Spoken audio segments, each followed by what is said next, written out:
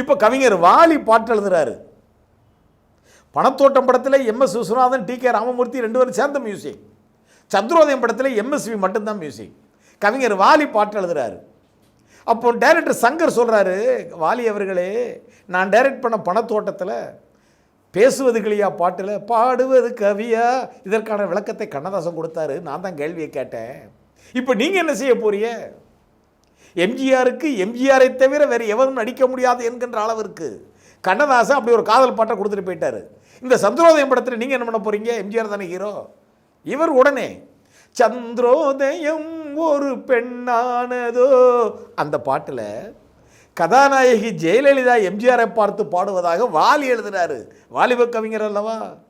இளஞ்சூரியன் உந்தன் வடிவானதோ, செவ்வானமே உந்தன் நிறமானதோ. வாலி என்ன சாதாரணப்பட்டவரா? இளஞ்சூரியன் உந்தன் வடிவானதோ, செவ்வானமே உந்தன் நிறமானதோ, பொன் மாளிகை உந்தன் மனமானதோ. இதையும் எம்ஜிஆரை தவிர யாருக்கு எழுத முடியும்? இந்த பொன்மன செம்மலுக்கு தான் எழுத முடியும். கிருவானந்த வாரியாரே பொன்மன செம்மல் சொல்லலையா என்று கவிஞர் வாலியும் இவர் பங்குக்கு எம்ஜிஆருக்கு இப்படி எழுதி கொடுத்துட்டாரு.